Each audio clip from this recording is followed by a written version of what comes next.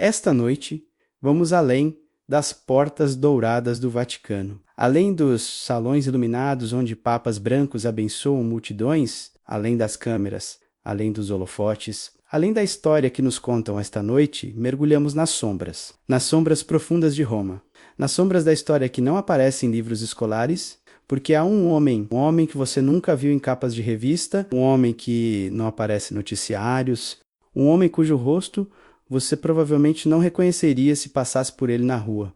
Ele não usa tiara papal, não acena de varandas, não beija o chão de países distantes, não dá audiências públicas aos domingos, não tem conta verificada em redes sociais, não concede entrevistas a jornalistas famosos, ele é silencioso, discreto, quase invisível.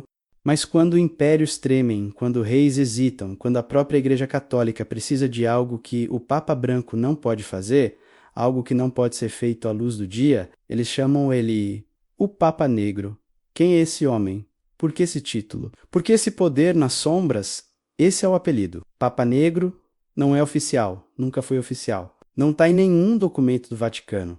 Não aparece em organogramas eclesiásticos. É um sussurro, um rumor, um nome que surgiu nas ruelas estreitas de Roma no século XVI, quando a Companhia de Jesus começava a mostrar sua verdadeira força. Um nome que se espalhou pelos corredores de mármore do poder, pelos gabinetes silenciosos de cardeais conspiradores, pelas antecâmaras luxuosas de reis nervosos. Papa Negro, o título não oficial do superior-geral da Companhia de Jesus, o líder supremo dos jesuítas. A ordem religiosa mais poderosa que a Igreja Católica já produziu, a mais temida, a mais misteriosa, a mais eficaz, a mais odiada, a mais admirada, a mais incompreendida, depende de quem você pergunta. Depende de quando na história você olha. Depende de qual lado você está. Mas por que negro? Por que esse nome sombrio? Essa designação que evoca trevas e mistério, a explicação oficial, ela é simples, quase inocente, porque ele veste preto, sempre preto, a batina negra dos jesuítas. Enquanto o Papa veste branco imaculado, símbolo de pureza e santidade, o superior-geral veste negro profundo, preto como a noite sem lua, preto como as sombras onde ele opera, preto como tinta em páginas de livros proibidos, preto como os segredos que ele guarda em cofres trancados, preto como os corredores sem janelas, onde decisões importantes são tomadas longe de olhares curiosos, mas há outra razão, uma razão mais profunda, uma razão mais sombria, uma razão que as pessoas sussurram baixo em confessionários e bibliotecas vazias. Porque seu poder, dizem, opera nas trevas, porque suas decisões moldam o mundo de formas que nunca vemos nos noticiários. Porque ele é o poder por trás do poder, a mão invisível que move peças no tabuleiro global. O mestre de xadrez que pensa 10 movimentos à frente enquanto reis e presidentes se preocupam com o próximo lance. O arquiteto que desenha edifícios que só serão construídos por gerações futuras. O jardineiro que planta sementes que só germinarão quando ele já estiver morto há décadas. Isso é exagero? É fantasia? É teoria conspiratória delirante? Ou a verdade escondida nessas sombras? Deixe seu like e comente nos comentários qual mistério você quer que eu desvende no próximo vídeo, porque esta noite é apenas o começo. Esta noite abrimos apenas uma porta, e por trás dela há corredores. Muitos corredores, todos levando a outras portas, né? Outros segredos, outras verdades ocultas esperando serem desenterradas. A Companhia de Jesus ele nasceu em 1540, um ano de calor sufocante em Roma. Um ano de tensões políticas na Europa, um ano de medo religioso após a reforma protestante ter rachado a cristandade ao meio. Foi fundada por Ignácio de Loyola, um homem, apenas um homem. Mas que homem era esse? Não era um santo doce e contemplativo. Não era um monge gentil vivendo em mosteiro isolado. Era um soldado, um guerreiro basco de temperamento feroz. Um homem que conhecia a guerra, que tinha cheirado pólvora e sangue, que conhecia estratégia militar e táticas de batalha, que conhecia hierarquia de comando e disciplina férrea. Que conhecia poder real, poder de vida e morte sobre subordinados, poder de decidir em segundos sob pressão extrema. E quando uma bala de canhão francesa esmagou sua perna no cerco de Pamplona em 1521, Quando médicos o cortaram e costuraram sem anestesia enquanto ele mordia couro para não gritar, quando a febre da infecção quase o matou naquele verão escaldante, algo mudou dentro dele. Ou melhor, algo despertou. Algo que já estava lá, esperando. Ele não se tornou pacifista. Ele não rejeitou tudo que tinha aprendido sobre guerra e poder. Ele simplesmente redirecionou, transferiu sua lealdade, trocou o rei da Espanha pelo rei dos céus, mas manteve a mentalidade militar. A estratégia, a disciplina, a hierarquia, o conceito de obediência absoluta ao comando superior. E essa mentalidade militar moldaria tudo o que estava por vir. Moldaria a Companhia de Jesus, moldaria o conceito do Papa Negro, moldaria séculos de história. Quando Loyola finalmente conseguiu a aprovação papal em 1540 para fundar sua nova ordem religiosa, ele tinha apenas 6 companheiros, 7 homens, no total 7 contra o mundo protestante que crescia, 7 contra reinos inteiros que tinham abandonado Roma. 7 homens para reconquistar almas perdidas e expandir fronteiras da fé católica para terras desconhecidas, além dos oceanos. Parecia impossível, ridículo até. Mas Loyola não estava construindo um mosteiro, estava construindo um exército espiritual, sim, mas exército mesmo assim, com hierarquia militar, com disciplina militar, com estratégia militar, com a compreensão militar de que você não vence guerras com sentimentos nobres, vence com organização, com comando centralizado, com obediência inquestionável, com soldados bem treinados dispostos a morrer pela missão. E ele entendeu algo crucial, algo que reis e papas da época não entenderam completamente. Entendeu que a batalha real não era por territórios, era por mentes, por corações, por almas, sim, mas almas que habitavam corpos com cérebros que pensavam e decidiam e influenciavam outros. Se você controla como as pessoas pensam, você não precisa controlar onde elas vivem ou quem as governa, porque elas farão suas vontades por conta própria, achando que estão exercendo o livre-arbítrio. Essa foi a percepção genial. Essa foi a estratégia que criaria o Papa Negro. E para executar essa estratégia, Loyola precisava de soldados especiais, não monges ignorantes rezando em latim que não entendiam, não padres simples que apenas administravam sacramentos em vilarejos.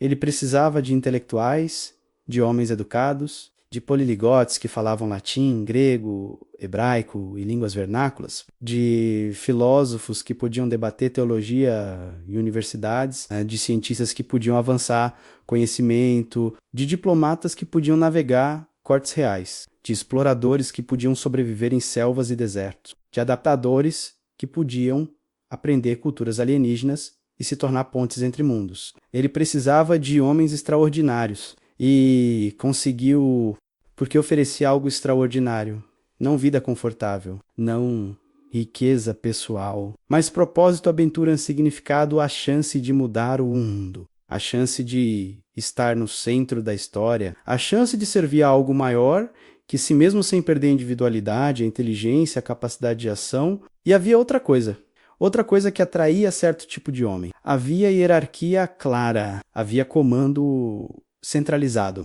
Havia alguém no topo que decidiria, que daria a ordem, que assumiria a responsabilidade final. Para homens que queriam servir sem a agonia de dúvida constante. Sem os comitês intermináveis de outras ordens religiosas, sem a democracia bagunçada que paralisa a ação, isso era atraente. Você obedecia, simplesmente obedecia. E na obediência havia libertação paradoxal. Essa obediência seria canalizada através de uma figura que Loyola imaginou e criou na estrutura da companhia, o praepositus generalis, o superior geral, o homem que comandaria tudo e todos. O homem que seria eventualmente chamado de Papa Negro, Ignácio de Loyola, não era santo quando começou sua jornada espiritual. Não era. Ele era vaidoso. Ele era ambicioso. Ele sonhava com glória militar e reconhecimento nos campos de batalha da Europa. Ele gostava de roupas elegantes e da atenção de mulheres nobres. Ele duelava por honra ferida e não tinha escrúpulos sobre violência quando necessário. Era homem de seu tempo. Basco orgulhoso do início do século XVI, rude, teimoso, perigoso quando provocado. A bala de canhão que destruiu sua perna no cerco de Pamplona em 1521 não apenas quebrou ossos, quebrou seu futuro militar. Ele tinha 30 anos. Estava no auge da forma física. Estava pronto para ascender nas fileiras. e tudo acabou em um momento explosivo de metal rasgando carne.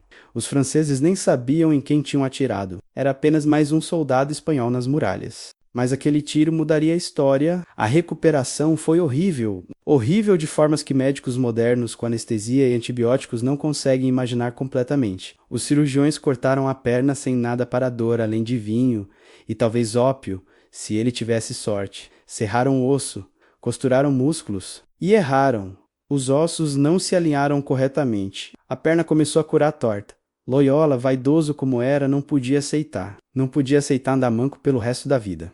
Então ordenou que cirurgiões quebrassem os ossos novamente e realinhassem de novo sem anestesia adequada. De novo a dor inimaginável. De novo a febre e o delírio e a possibilidade muito real de morte por infecção. Seus irmãos acharam que estava louco. Acharam que a dor tinha quebrado sua mente. Mas não tinha... Sua vontade era ferro. Ele suportou e sobreviveu. Embora andasse com leve claudicação pelo resto da vida, uma lembrança permanente de vaidade e sofrimento. Durante os longos meses de convalescença, deitado em cama no castelo da família, ele leu o que mais podia fazer. Seus dias de soldado tinham acabado. Seu corpo estava quebrado, então sua mente vagava. E aconteceu que os únicos livros disponíveis eram Vidas de Santos e A Vida de Cristo. Não eram suas primeiras escolhas. Ele preferia romances cavaleirescos de cavaleiros conquistando dragões e salvando donzelas, mas não havia. Então, ele leu sobre São Francisco, sobre São Domingos, sobre mártires que morreram cantando enquanto eram queimados vivos. E algo estranho aconteceu. Ele começou a fantasiar, começou a imaginar se santos podiam ter aventuras espirituais tão intensas quanto aventuras militares. Se servir a Deus podia ser tão emocionante quanto servir a reis. Se havia glória nesse caminho também. Ele percebeu que quando fantasiava sobre feitos militares, sentia-se temporariamente excitado, mas depois vazio. Mas quando fantasiava sobre feitos espirituais, a excitação permanecia, durava, tinha substância diferente. E Loyola era homem prático, homem que observava causas e efeitos, homem que testava hipóteses. Então ele decidiu testar essa hipótese, decidiu se tornar soldado de Cristo, mas não da maneira tradicional, não se tornando monge quieto em mosteiro. Isso era para pessoas contemplativas. Ele era homem de ação, então planejou peregrinação, planejou ir a Jerusalém, planejou converter muçulmanos, planejou.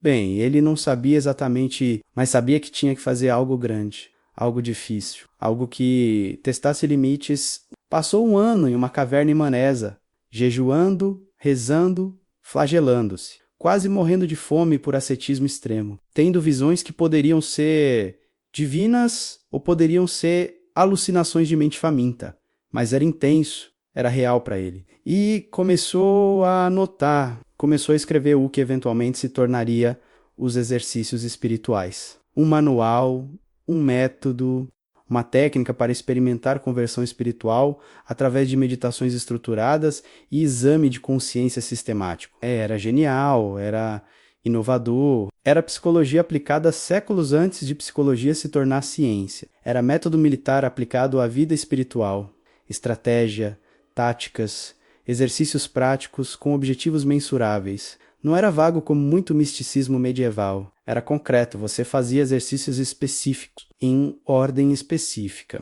E produzia resultados específicos. Transformava pessoas e transformaria milhares, dezenas de milhares eventualmente, porque os exercícios espirituais se tornariam ferramenta central de formação jesuíta. Todo jesuíta passaria por eles. Todo jesuíta seria moldado por eles. E através deles, Loyola multiplicaria sua visão, sua compreensão, seu método, sua maneira de ver mundo em cada homem que os completasse. Mas primeiro ele precisava sobreviver, porque a Inquisição estava de olho nesse espanhol estranho que não era padre, mas agia como pregador, que usava roupas de mendigo, mas tinha educação de nobre, que atraía seguidores, mas não estava afiliado a nenhuma ordem reconhecida. Era suspeito, muito suspeito. Em época de reforma protestante, qualquer novidade religiosa era suspeita. Poderia ser heresia, poderia ser luteranismo disfarçado. Loyola foi investigado, questionado, mas era esperto. Era cuidadoso, sempre enfatizava ortodoxia. Sempre jurava lealdade a Roma. Sempre se submetia a autoridades, publicamente pelo menos, e conseguiu evitar condenação. Mas percebeu algo crucial. Percebeu que, sem educação formal, sem credenciais reconhecidas, nunca seria levado a sério. Nunca teria plataforma para realizar sua visão. Então, aos 33 anos, quando a maioria dos homens já tinha estabelecido carreiras, ele voltou para a escola, para a universidade. Estudou em Barcelona, Alcalá, Salamanca, finalmente Paris, a melhor universidade da Europa. Estudou latim, filosofia, teologia, sentado em salas com jovens de 20 anos. Esse homem de cicatrizes e má idade absorveu conhecimento. Sem orgulho ferido, sem vergonha, porque tinha missão. E missão exigia ferramentas. Educação era a ferramenta. Em Paris, encontrou seus primeiros companheiros reais. Francisco Xavier, Pedro Fabro Diego Laínez, Alfonso Salmerón, Nicolás Bobadilla, Simão Rodrigues, jovens brilhantes educados e idealistas, e Loyola os seduziu. Não com dinheiro, não com promessas de poder, mas com visão, com propósito, com a possibilidade de fazer diferença real no mundo, com os exercícios espirituais que os transformaram por dentro. Em 1534, 7 homens fizeram votos em uma capela em Montmartre. Votos de pobreza, castidade e de ir a Jerusalém para converter infiéis. Ou, se isso fosse impossível, de se colocar à disposição do Papa para qualquer missão.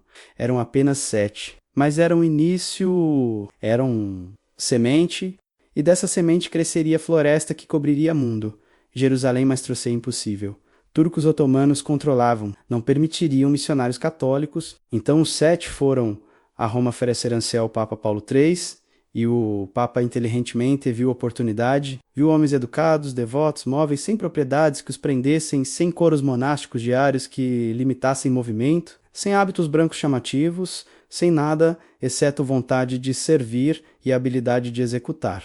Em 1540, a bula papal Regimine Militantes Ecclesiae aprovou oficialmente a Companhia de Jesus. Era a ordem religiosa reconhecida com permissão de existir, de recrutar, de operar. E Loyola foi eleito o primeiro superior geral. Ele não queria, ou pelo menos dizia que não queria, chorou quando foi eleito pelos outros 6. Pediu que reconsiderassem, mas aceitos, porque reconheciam que era líder natural.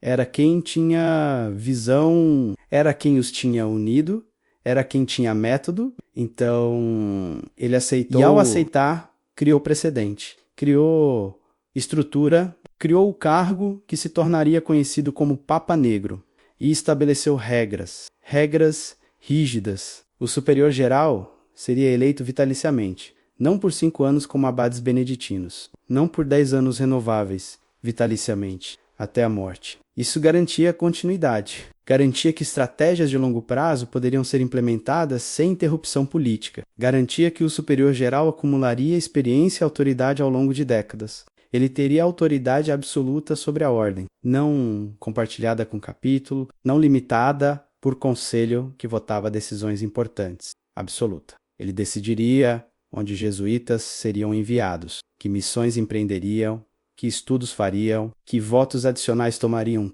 Tudo era centralização radical. Era estrutura militar trasladada para a organização religiosa. E era assustador. Assustava outras ordens que viam isso como perigoso.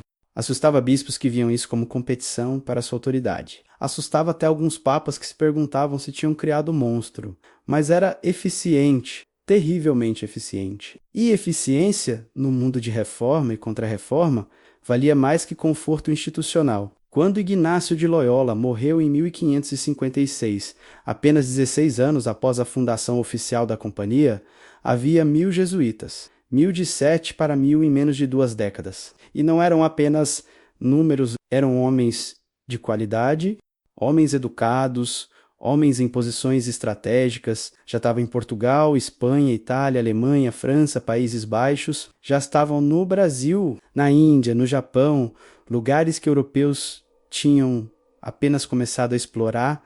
Jesuítas já estavam lá como? Como cresceram tão rápido quando outras ordens levavam séculos? Porque tinham método, porque tinham foco, porque tinham comando centralizado.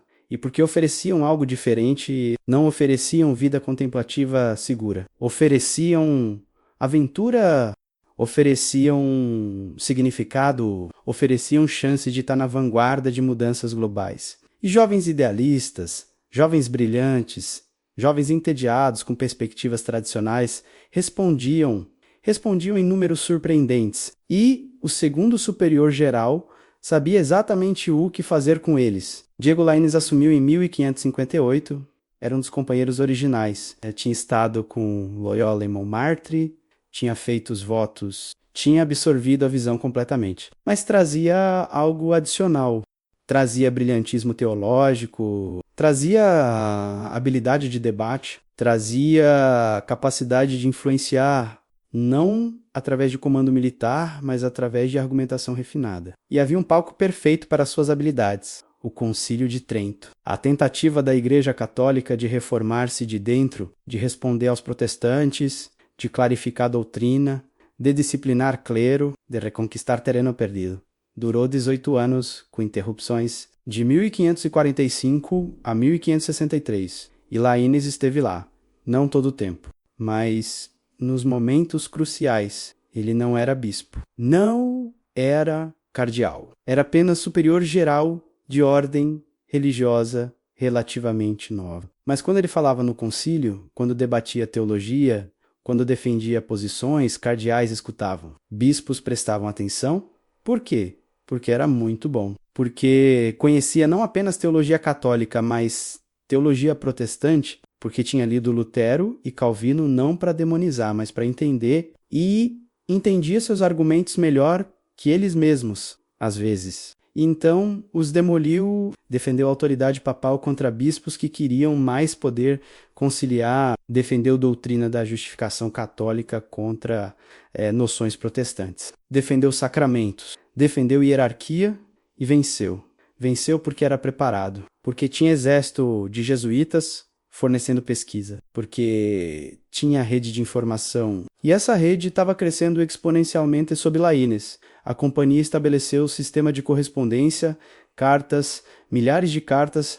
Jesuítas no campo enviavam relatórios detalhados sobre missões, sobre conversões, sobre desafios, sobre culturas locais, sobre política local, sobre economia local, sobre tudo. E essas cartas chegavam a Roma, eram lidas, analisadas, copiadas, distribuídas. O superior geral sabia o que estava acontecendo em Goa antes de reis portugueses. Sabia sobre Japão antes de comerciantes holandeses. Sabia sobre Brasil antes de administradores coloniais, porque tinha olhos por toda parte. Jesuítas eram seus olhos e línguas e ouvidos. Não eram espiões no sentido moderno, não escondiam identidades. Eram abertamente jesuítas, mas observavam, reportavam, e o volume de informação que fluía para Roma era sem precedentes. E o Papa Negro usava essa informação, usava para aconselhar. Quando o cardeal pedia conselhos sobre situação na Alemanha, o superior geral podia dar detalhes precisos. Quando o embaixador espanhol perguntava sobre Filipinas, jesuítas tinham respostas. Quando mercadores queriam saber sobre rotas comerciais na Ásia, jesuítas tinham desenhado mapas. Informação é poder real, tangível, e eles tinham mais informação que qualquer instituição na Europa, exceto talvez Veneza com sua rede de espionagem comercial. Mas havia algo mais insidioso, mais duradouro, mais estratégico, escolas, colégios jesuítas. Laínez entendeu o que Loyola tinha começado, mas não completamente desenvolvido. Que educar jovens era a chave para a influência de longo prazo. Que se você forma a mente de menino de 12 anos, você molda homem de 40. Que se você educa filho de duque, você tem influência sobre futuro duque. Que se você educa filho de rei, você molda futuro rei. Então, os jesuítas abriram colégios. Primeiro em Itália, depois na Espanha, Portugal, França, Alemanha, até em terras protestantes quando possível, e ofereciam educação gratuita. Ninguém fazia isso. Educação de qualidade custava caro, era para ricos. Mas jesuítas faziam de graça. Como podiam? Como financiavam? Através de doações, através de legados de católicos ricos que queriam assegurar a salvação, através de propriedades doadas e através de trabalho gratuito dos próprios jesuítas. Professores não recebiam salários, faziam voto de pobreza. Então, custos eram baixos e qualidade altíssima, porque professores jesuítas eram educados, eram dedicados, eram aplicados e tinham um método padronizado. O Rite Studiorum viria mais tarde, mas já estava sendo desenvolvido. Método jesuíta de ensino, currículo padronizado, técnicas pedagógicas refinadas, ênfase em gramática latina, retórica, filosofia clássica, mas tudo dentro de estrutura católica, tudo apontando para conclusões católicas, tudo reforçando visão de mundo católica e especificamente jesuíta.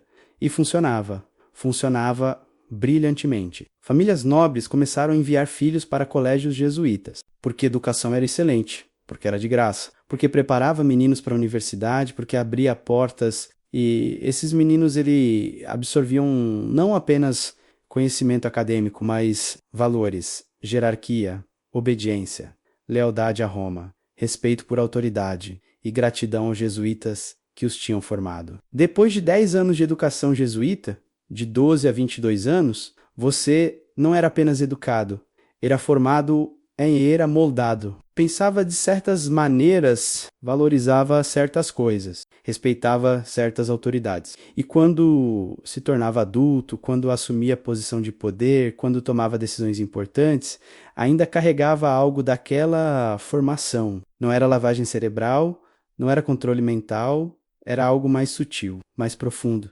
Era formação. Era plantar sementes que germinariam décadas depois. E o Papa Negro era o jardineiro supremo, decidindo que colégios abriram enviando melhores professores para colégios mais estratégicos, alocando recursos, sempre pensando longo prazo. Francisco de Borja foi o terceiro superior geral, e sua eleição em 1565 foi símbolo de algo extraordinário. Borja era duque de Gândia, Grande de Espanha, bisneto do Papa Alexandre VI Borja.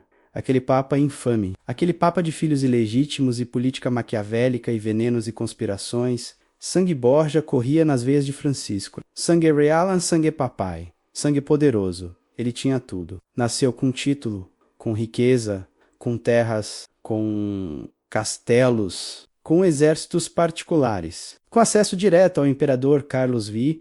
Serviu na corte imperial, foi vice-rei de Catalunha, tinha esposa, tinha 8 filhos, tinha futuro brilhante em poder secular.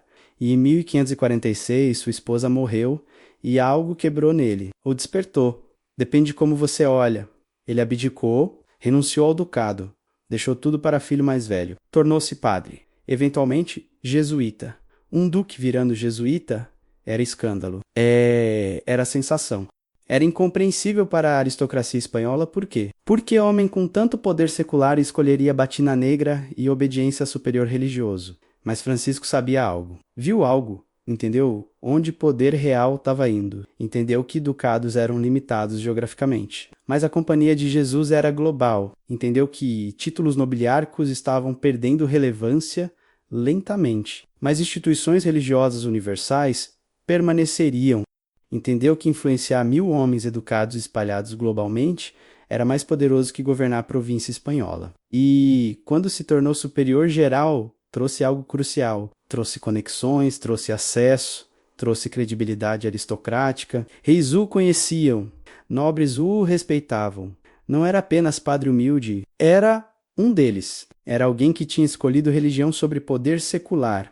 E isso dava peso às palavras dele, dava autoridade, dava influência que Loyola e Laínez, de origens mais humildes, não tinham da mesma forma. Sob Borja, a companhia explodiu em tamanho de 1000 para 5000 jesuítas, e qualidade permaneceu alta, porque Borja era exigente, porque padrões eram rígidos, porque formação durava anos, porque processo de seleção era rigoroso, queriam os melhores, queriam homens inteligentes, saudáveis, equilibrados, comprometidos. Não aceitavam qualquer um que batesse a porta. E estavam agora em todo o continente conhecido. Matteo Ricci na China, Alessandro Valignano no Japão, Roberto de Nobile na Índia, José de Anchieta no Brasil, Jacques Marquette explorando os grandes lagos da América do Norte, jesuítas mapeando rios, aprendendo línguas que europeus nem sabiam que existiam, traduzindo Bíblia para idiomas que nunca tinham tido escrita, construindo pontes entre culturas separadas por oceanos e milênios, e sempre reportando, sempre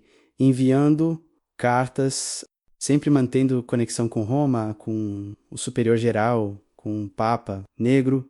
Aqui é onde a lenda começou a crescer realmente, porque essa rede global começou a assustar pessoas, começou a aparecer coordenação demais, controle demais. Como um homem em Roma podia comandar outros homens em Pequim, em Kyoto, em Salvador, em Montreal. Como ordens podiam ser transmitidas e obedecidas através de meses de viagem marítima? Como a companhia mantinha coesão quando estava espalhada tão vastamente? A resposta era simples, mas impressionante. Obediência, aquele quarto voto que jesuítas faziam. Voto de obediência especial ao Papa.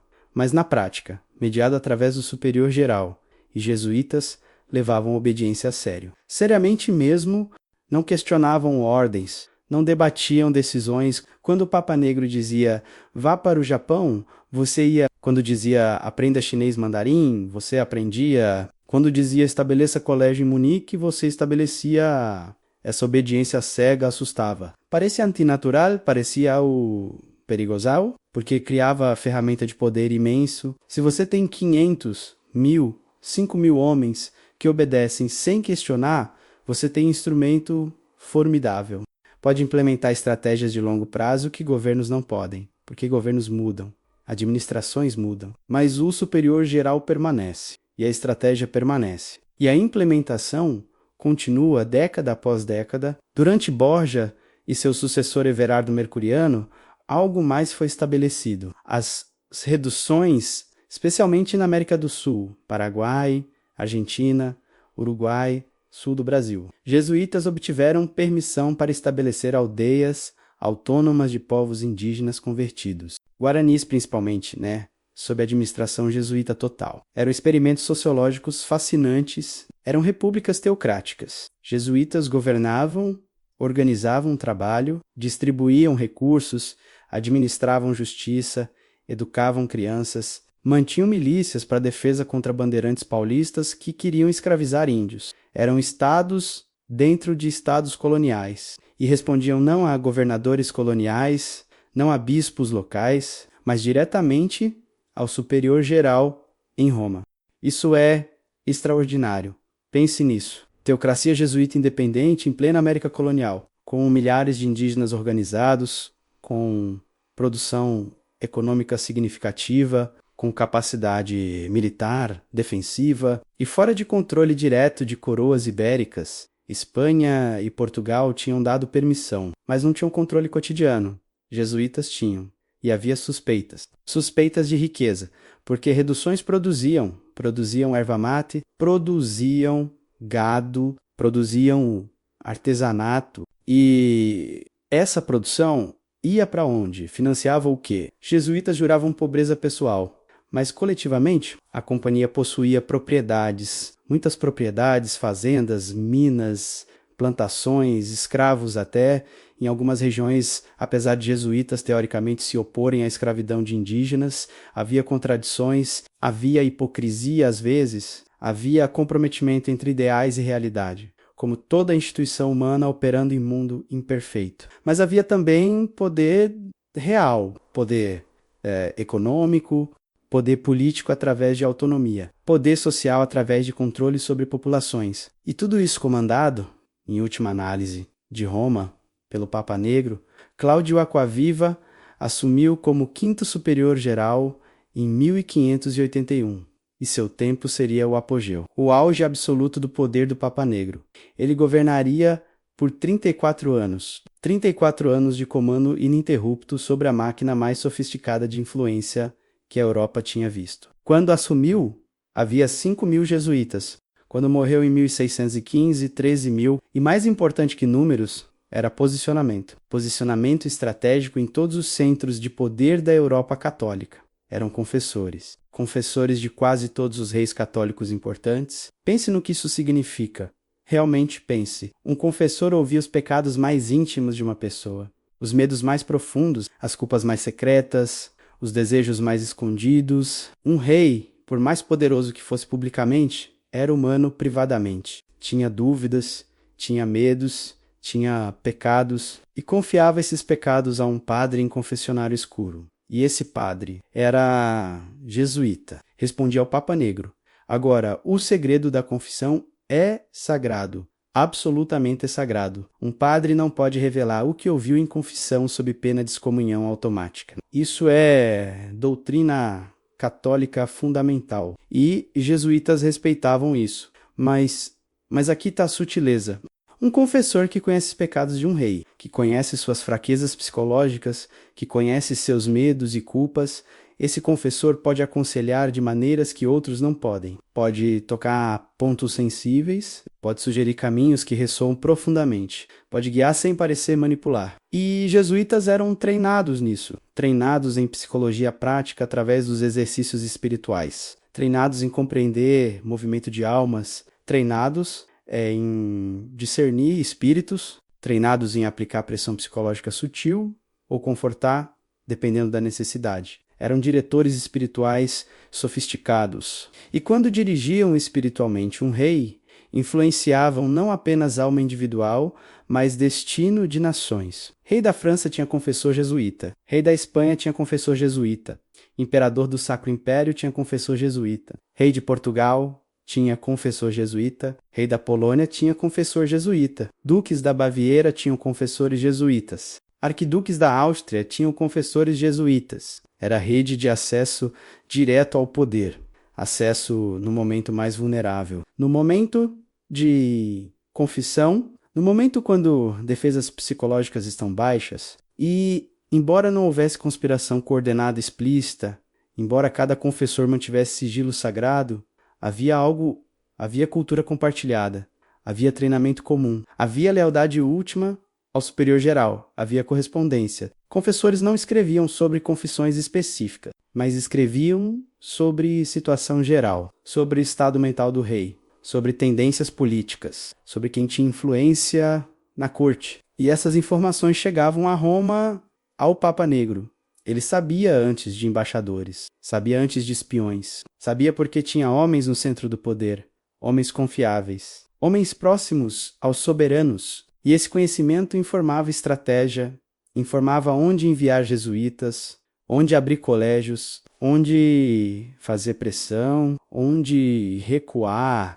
Era inteligência política de primeira qualidade. Mas havia tensões crescentes, porque esse nível de influência assustava outros católicos, assustava até papas. Papa Sisto V, no final dos anos 1580, ficou genuinamente nervoso. Ficou nervoso com o poder jesuíta. Ficou nervoso com a obediência jesuíta ao superior geral que parecia às vezes superar a obediência ao Papa. Ficou nervoso com a autonomia da companhia. E preparou uma bula para reformar a companhia, para limitar poder do superior geral, para impor supervisão papal mais direta, para quebrar a estrutura de comando vertical. A bula estava pronta, estava escrita, estava assinada. Faltava apenas publicação formal. Então, Sisto V morreu, subitamente em agosto de 1590, antes de publicar. A bula morreu com ele. E a companhia respirou aliviado. Aquaviva sabia quão perto tinham chegado de destruição, ou pelo menos de enfraquecimento severo. E agiu discretamente. Trabalhou nos bastidores para garantir que o próximo Papa fosse mais favorável, ou pelo menos menos hostil, e funcionou. Os próximos papas não tentaram reforma tão drástica. Havia queixas, havia tensões, mas não havia ação definitiva. E a companhia continuou crescendo, continuou influenciando, continuou sendo simultaneamente o braço mais leal e mais independente da igreja. Durante o tempo de Aquaviva, surgiu o termo Papa Negro. Não sabemos exatamente quando ou onde, primeiro, mas foi nessa época. Foi quando o poder estava no auge, quando era óbvio para qualquer observador político que o superior geral comandava algo extraordinário, algo que rivalizava papado em alcance, se não em autoridade formal.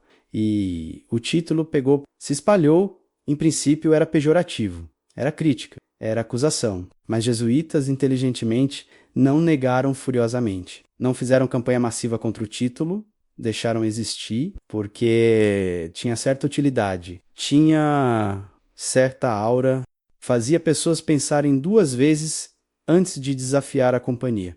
Medo é ferramenta política. Medo de poder oculto é especialmente eficaz. E embora jesuítas não cultivassem medo ativamente, não o desfizeram completamente tampouco. Mantinham certa distância, certa dignidade, certa aura de organização séria que não devia ser provocada levianamente. E funcionava na diplomacia, funcionava na política, funcionava em proteger seus membros e suas missões. Mas estava criando inimigos. Muitos inimigos que eventualmente se organizariam, inimigos que teriam força para atacar, inimigos que destruiriam temporariamente aquilo que Loyola tinha construído. Mas isso viria depois. No tempo de Aquaviva, o poder ainda crescia, ainda se expandia, ainda parecia imparável, mas todo poder gera resistência. É lei da física política. Quanto maior a ação, maior a reação. E os jesuítas, no auge de seu poder no início do século XVII,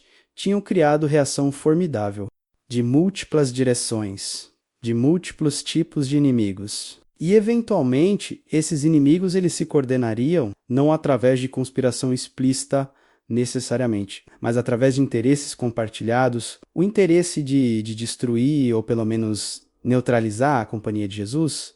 Os protestantes eram inimigos óbvios. Eram inimigos declarados desde o início, porque jesuítas eram a ponta de lança da Contra-Reforma. Eram os que reconvertiam, os que debatiam, os que estabeleciam colégios em territórios fronteiriços para atrair filhos de protestantes, os que faziam trabalho missionário secreto em Inglaterra, onde o catolicismo era crime capital. Jesuítas ingleses eram enforcados, arrastados e esquartejados quando capturados. Eram mártires. E cada martírio fortalecia a determinação jesuíta e ódio protestante. Na Inglaterra protestante, surgiu propaganda anti-jesuíta virulenta. Jesuítas eram pintados como conspiradores, como assassinos potenciais, como agentes estrangeiros de potências hostis, e havia grão de verdade. Alguns jesuítas estavam envolvidos em conspirações contra Elizabeth I.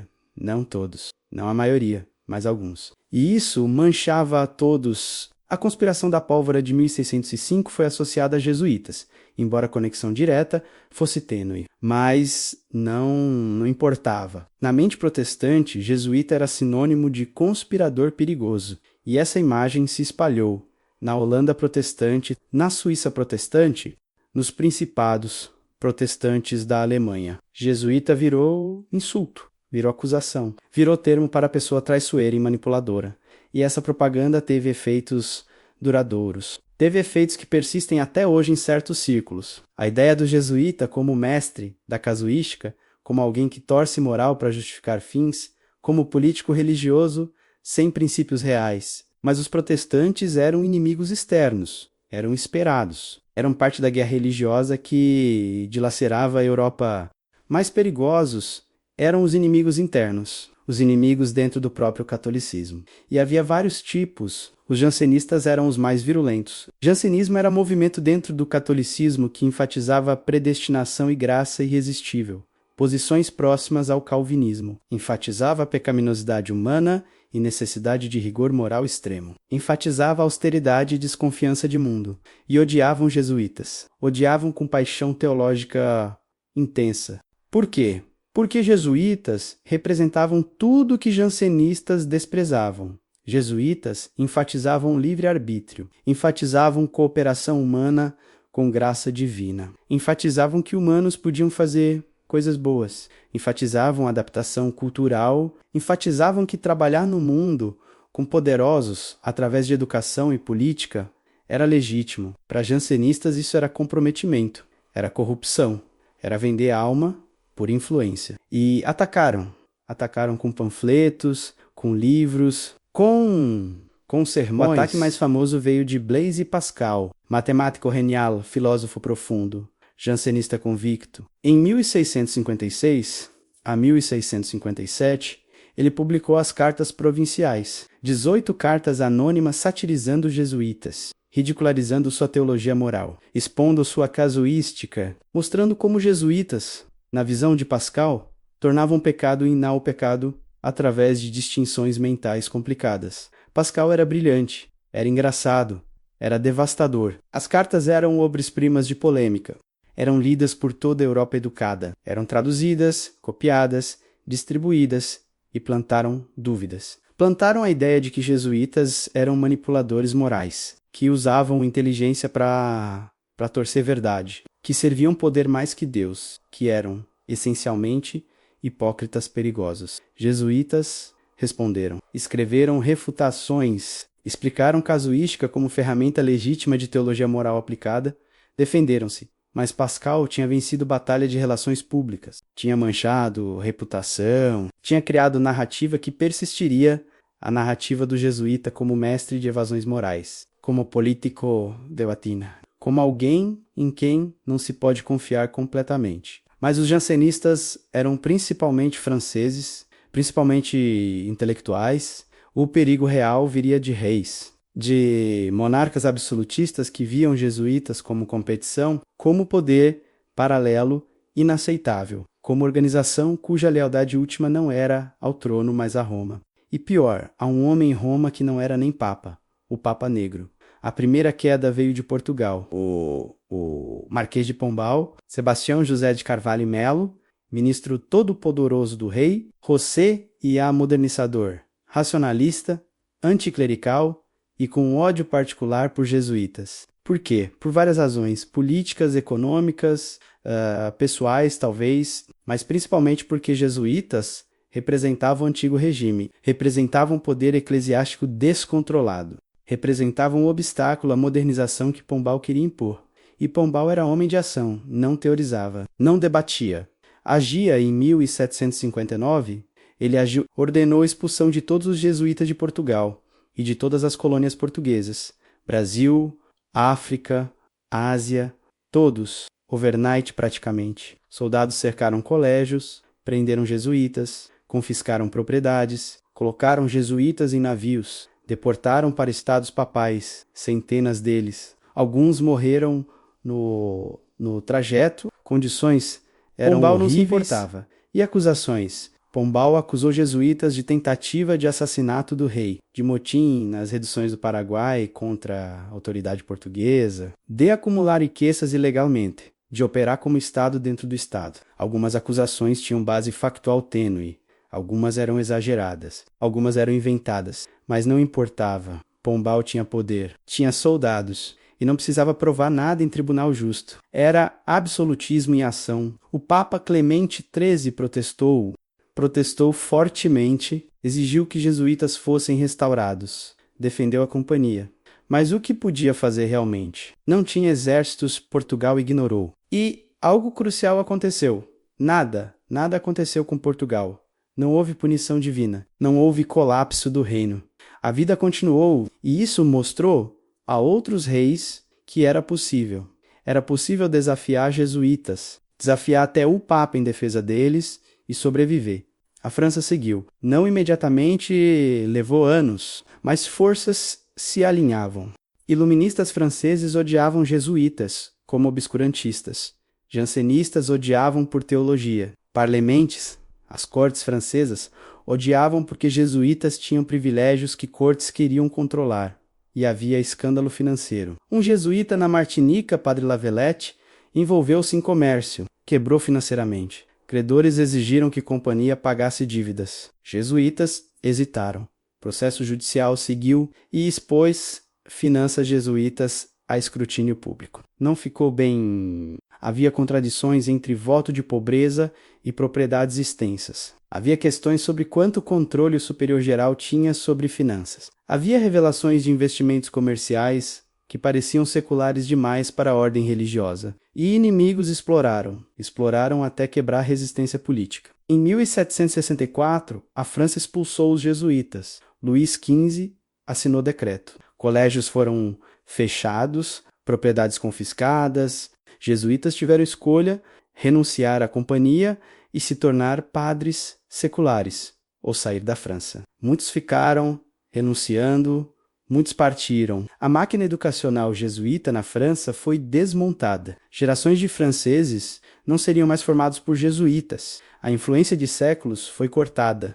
E então veio Espanha. 1767, Carlos III, a operação mais brutal ainda. Operação secreta coordenada militarmente, simultaneamente em toda Espanha e todas as colônias. Em uma única noite, soldados cercaram cada colégio jesuíta. Cada residência jesuíta prenderam cada jesuíta que encontraram sem aviso, sem explicação, né? Simplesmente, vocês estão expulsos, juntem seus pertences pessoais mínimos, nada mais, e venham. Milhares de jesuítas, colocados em navios, deportados para estados papais, que não estavam preparados, que não tinham recursos para absorver milhares de refugiados de repente. Porto de Civitavecchia ficou lotado de jesuítas famintos, doentes, traumatizados. Alguns morreram ali mesmo, de doença, de desespero, de choque. E a razão oficial nunca foi plenamente revelada. Carlos III emitiu decreto lacônico, por razões que guardo em meu coração real.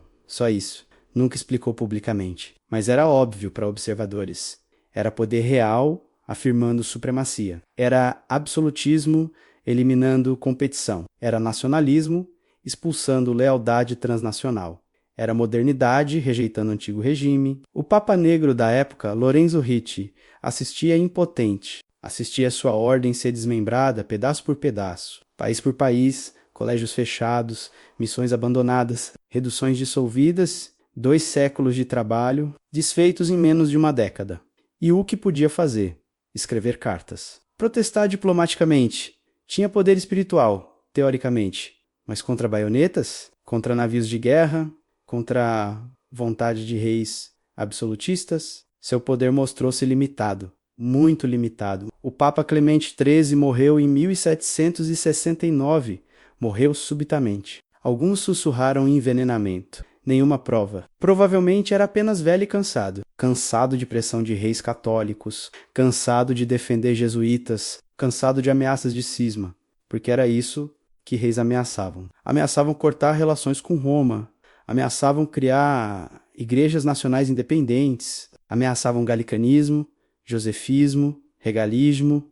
Nomes diferentes para a mesma coisa. Controle real sobre a Igreja Nacional. E o Vaticano estava fraco. Estava mais fraco que em séculos não tinha exércitos reais, além de guarda suíça decorativa. Não tinha poder econômico comparável a grandes reinos. Não tinha alavancagem política. Tinha apenas autoridade espiritual. E a autoridade espiritual vale o quanto reis católicos a valorizam. E cada vez a valorizavam menos. Absolutismo real crescia. Poder papal diminuía. Então, o conclave de 1769 sabia o que estava em jogo. Cardeais sabiam que tinham que eleger papa que pudesse navegar águas impossíveis, que pudesse satisfazer reis sem trair completamente a igreja, que pudesse fazer compromissos que Clemente XIII não tinha conseguido fazer. Elegeram Giovanni Vicente Antônio Ganganelli, franciscano, não jesuíta.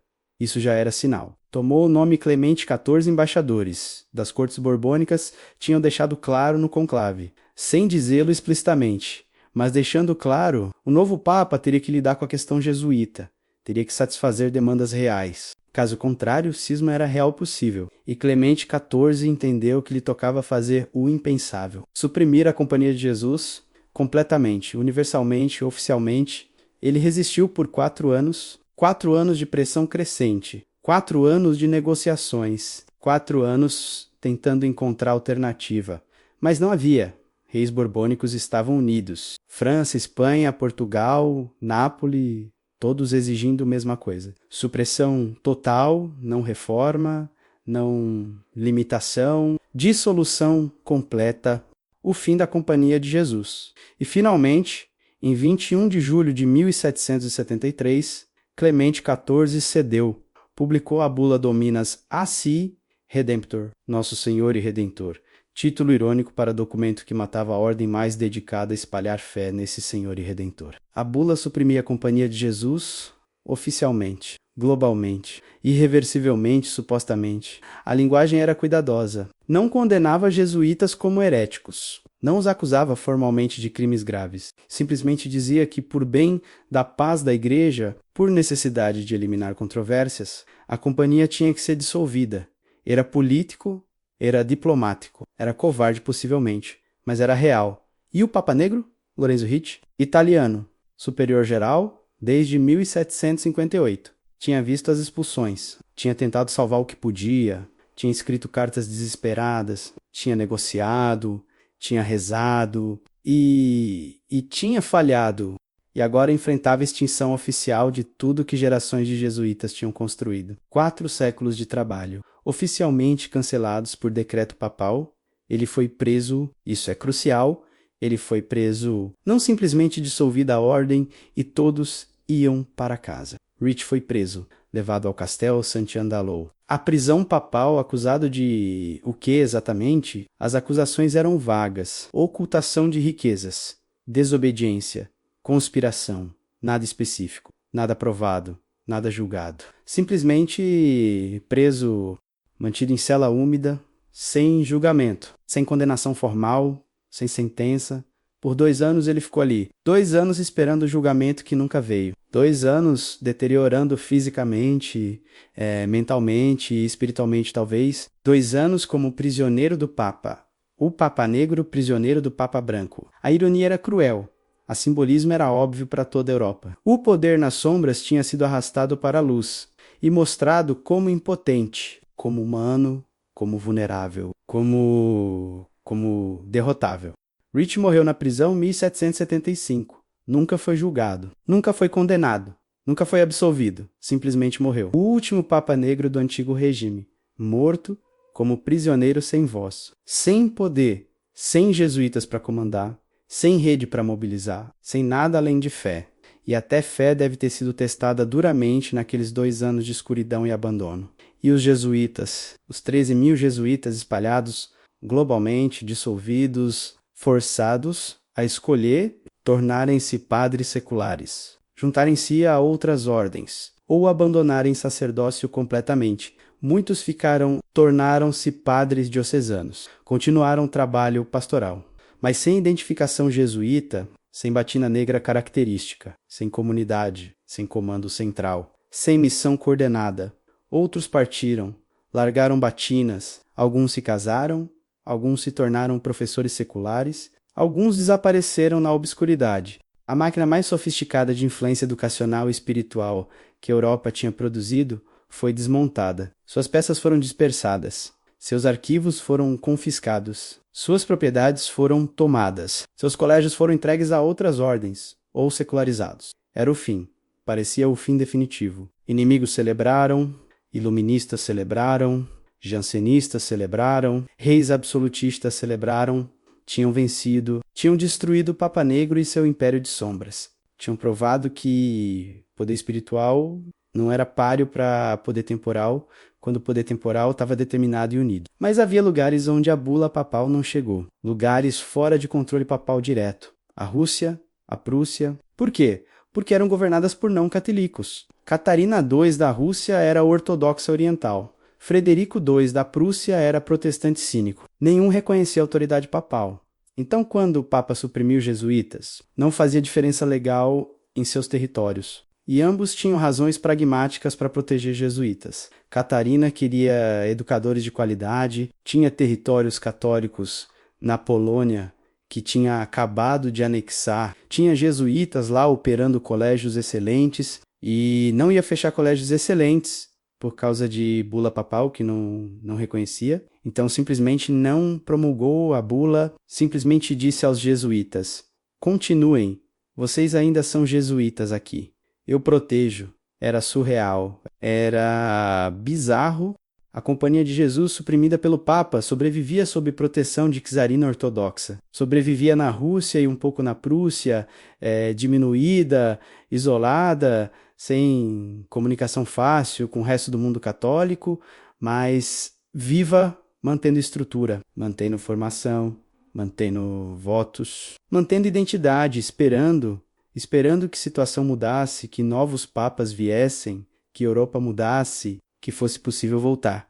E esperança não estava morta, porque havia jesuítas que lembravam, que mantinham contato informal, que guardavam documentos, que preservavam tradição, que ensinavam jovens padres diocesanos, métodos jesuítas, que plantavam sementes para a ressurreição futura. A companhia estava oficialmente morta, mas espírito era mais difícil de matar, memória era mais difícil de apagar, e paciência institucional, essa era a virtude jesuíta profunda. Podiam esperar décadas, esperar gerações, porque pensavam em séculos. 41 anos. 41 anos a Companhia de Jesus ficou oficialmente suprimida, de 1773 a 1814, 2 gerações. Tempo suficiente para o mundo mudar completamente. E mudou. A Revolução Francesa aconteceu em 1789. A guilhotina caiu sobre pescoços reais. O terror varreu França. Napoleão surgiu, conquistou a Europa, redefiniu fronteiras, espalhou ideias revolucionárias e caiu. Waterloo, exílio, fim. E com Napoleão derrotado, com monarquias restauradas, com ordem conservadora querendo restabelecer estabilidade, a Igreja Católica encontrou nova importância. Era força conservadora, era força de ordem, era força contra revolução. Era aliada útil para reis que tinham visto o que acontecia quando o povo se revoltava. Então a Igreja ganhou nova relevância e dentro desse contexto os jesuítas foram lembrados como defensores leais da fé, como educadores de qualidade, como força disciplinada, como exatamente o tipo de organização que nova ordem conservadora precisava. As razões para a supressão tinham desaparecido com o antigo regime. Novos reis tinham novos problemas e jesuítas poderiam ajudar. Papa Pio VII tinha sido prisioneiro de Napoleão, tinha sido humilhado, tinha visto o poder papal pisoteado por General Corso, que se coroou imperador. E quando finalmente estava livre, quando Napoleão estava exilado, Pio VII queria reconstruir o poder papal, queria restaurar a igreja. E lembrou-se de ordem que tinha sido mais leal, mais eficaz, mais dedicada. A Companhia de Jesus, em 7 de agosto de 1814, Pio VII publicou a bula Sollicitudo Homini, Ecclesiarum, restaurando a Companhia de Jesus, oficialmente, globalmente, incondicionalmente, o que um Papa tinha destruído. Outro restaurava, era precedente interessante. Mostrava que decisões papais não eram irreversíveis. Mostrava que política mudava, mas também mostrava que a igreja tinha memória longa. E gratidão também. Jesuítas sobreviventes na Rússia foram oficialmente reconhecidos. Jesuítas ex que tinham mantido identidade secretamente foram convidados a voltar. Novos recrutas foram aceitos e lentamente estrutura foi reconstruída. Não overnight. Levaria décadas, mas foi reconstruída. Provincial por provincial, colégio por colégio, missão por missão. O novo superior geral foi Tadeusz Brozowski. Polonês, tinha vivido na Rússia durante supressão. Tinha mantido companhia viva ali. Era símbolo de continuidade. Governou até 1820, depois vieram outros Luís de Fortes, Jean Routan, cada um reconstruindo, cada um expandindo, cada um reconectando, tecendo novamente a rede global que tinha sido cortada. Mas era mundo diferente, mundo pós-revolucionário, mundo de nacionalismos crescentes, mundo de liberalismo político e econômico, mundo de ciência avançando, mundo de secularização começando. Jesuítas não podiam operar como antes, não podiam ser confessores de reis absolutistas, porque monarquias absolutistas estavam morrendo. Não podiam ter reduções autônomas, porque colonialismo era diferente. Agora, não podiam ter mesmo tipo de influência política direta. Então adaptaram, como sempre adaptaram, né? Focaram em educação superior. Focaram em universidades, não apenas colégios para adolescentes. Universidades completas, com faculdades de teologia, filosofia, ciências, artes, formando não apenas católicos devotos, mas intelectuais católicos, acadêmicos católicos, profissionais católicos, pessoas que poderiam competir no mundo moderno sem abandonar a fé. E funcionou. Jesuítas fundaram ou refundaram universidades através das Américas. Georgetown já existia, fundada em 1789 por ex-jesuítas, foi oficialmente retomada. Fordham em Nova York, 1841, Santa Clara na Califórnia, 1851, Boston College, 1863, Loyola em Chicago, 1870, e muitas outras na América Latina, onde quer que jesuítas Europa pudessem. Essas universidades formaram elites, especialmente na América, onde o catolicismo era minoria, às vezes discriminada, especialmente irlandeses e italianos, e depois latinos. Universidades jesuítas deram educação de qualidade, deram mobilidade social, deram credibilidade e criaram lealdade. Criaram redes de ex-alunos que lembravam professores jesuítas, que valorizavam a educação recebida, que apoiavam a instituição, que enviavam próprios filhos, que faziam doações, que mantinham conexão. Era influência diferente. Não era influência de confessor sobre rei. Era influência de educador sobre gerações de profissionais. Era mais difusa, mais lenta, mas potencialmente mais profunda, porque formava cultura, formava maneiras de pensar, formava valores que persistiam mesmo quando pessoas não eram mais praticantes católicas ativas. Algo do método jesuíta, da ênfase jesuíta em excelência e serviço e pensar criticamente, permanecia e o Papa Negro voltou como superior geral, como comandante de ordem restaurada e crescente. Não tinha mais o poder do século XVII, não tinha confessores reais, não tinha reduções, não tinha a mesma aura de mistério e medo, mas tinha comando sobre a organização global crescente, sobre milhares de jesuítas, sobre dezenas de universidades, sobre centenas de colégios, sobre missões em todo o continente. E algo interessante, a era moderna trouxe comunicação mais rápida. Telégrafo, depois telefone, depois rádio, depois aviões, internet, eventualmente, e isso mudou natureza de comando. Superior geral no século XVII enviava carta que levava meses para chegar à China. Superior geral no século XX podia ligar para a provincial em Tóquio. Podia coordenar em tempo real, podia reagir rapidamente. Era a centralização potencialmente até maior que antes, apesar de menos poder político direto. Mas também trazia escrutínio, trazia transparência forçada, trazia imprensa investigativa, trazia sociedade civil exigindo prestação de contas, trazia governos democráticos que não toleravam poder paralelo oculto. Então, jesuítas tinham que ser mais abertos, mais explícitos, mais justificáveis. Não podiam operar nas sombras da mesma forma. As sombras eram iluminadas por holofotes modernos. O século XX testou a Companhia de Jesus de formas que séculos anteriores não tinham. Testou com guerras mundiais, com totalitarismos, com genocídios, com bomba atômica, com descolonização, com revolução sexual, com secularização em massa, com questionamento de todas as autoridades, incluindo religiosas. Era a turbulência sem precedentes, e jesuítas, como todos, tiveram que navegar. Durante as guerras mundiais, jesuítas estavam em lados opostos, às vezes. Jesuítas alemães serviam como capelães militares alemães. Jesuítas franceses serviam França. Jesuítas britânicos serviam Reino Unido. Era constrangedor.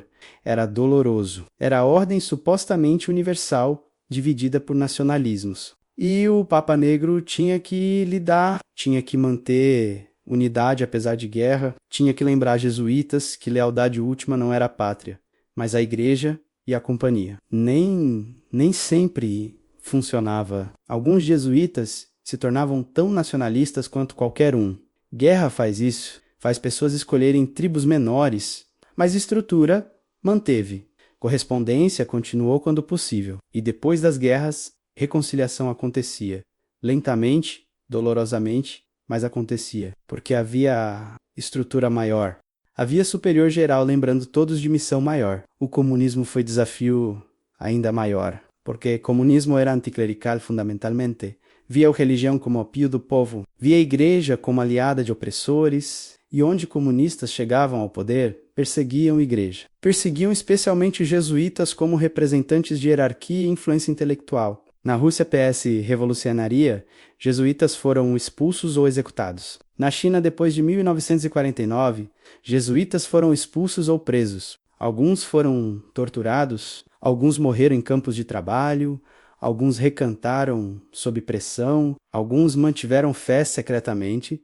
Era novo tipo de martírio, não um martírio dramático dos missionários do século XVII, que eram decapitados por samurais japoneses, mas martírio lento de prisão, trabalho forçado, humilhação pública, quebra psicológica. E criou tensão dentro da companhia, porque alguns jesuítas, especialmente na América Latina, viam o marxismo não como inimigo total, mas como ferramenta de análise social útil. Viam luta de classes não como heresia, mas como realidade. Viam que pobres eram explorados. Viam que estruturas econômicas eram injustas e queriam fazer algo... Queriam tomar lado dos pobres, que era, afinal, o que Cristo tinha feito. Assim nasceu a teologia da libertação. Não exclusivamente jesuíta, mas jesuítas estavam envolvidos, jesuítas como Jean Sobrino, em El Salvador. Como Ignacio Ellacuría, assassinado por esquadrões da morte em 1989, como muitos outros na América Latina, que trabalhavam em comunidades de base, que denunciavam ditaduras, que falavam contra a injustiça estrutural. E isso trouxe problemas, trouxe tensão com o Vaticano, porque o Vaticano, especialmente sob João Paulo II, via teologia da libertação com suspeita, via marxismo infiltrando teologia, via padres se tornando revolucionários, via risco de igreja ser associada com violência política. E não gostava nada. Pedro Arrupe foi o 28º superior geral, eleito em 1965, espanhol missionário no Japão, sobrevivente de Hiroshima. Ele estava em Nagatsuka, subúrbio de Hiroshima, quando a bomba caiu em 6 de agosto de 1945, viu o clarão. Sentiu a onda de choque, viu as vítimas, ajudou a tratar feridos com o treinamento médico que tinha. Viu o horror que tecnologia moderna podia produzir. E isso o marcou profundamente. Quando se tornou superior geral 20 anos depois, trouxe sensibilidade diferente. Trouxe consciência de sofrimento humano. Trouxe urgência sobre justiça social, trouxe abertura para mudança e estava no momento certo. Era momento do Concílio Vaticano II, a grande ajornamento, a atualização da Igreja Católica, abertura ao mundo moderno, diálogo com outras religiões, liturgia reformada, mais participação leiga, renovação total. Arrupe abraçou isso, empurrou os jesuítas nessa direção, chamou de fé que faz justiça. Não era suficiente ter fé privada. Tinha que resultar em ação por justiça. Tinha que resultar em trabalho pelos pobres. Tinha que resultar em desafio a estruturas injustas. Era retorno, de certa forma, ao idealismo dos primeiros jesuítas nas reduções, mas em contexto moderno, com análise social moderna e com riscos modernos, porque alguns jesuítas foram longe demais. Alguns abraçaram o marxismo tão completamente que esqueceram Cristo. Alguns se tornaram ativistas políticos primeiro e padres segundo. Alguns justificaram violência revolucionária. E isso manchava a companhia inteira. Criava imagem de jesuítas como radicais políticos, como revolucionários de batina, como padres guerrilheiros. E o Vaticano reagiu. João Paulo II reagiu. Ele era polonês. Tinha vivido sob ocupação nazista e depois sob comunismo soviético. Tinha resistido o comunismo toda a vida adulta.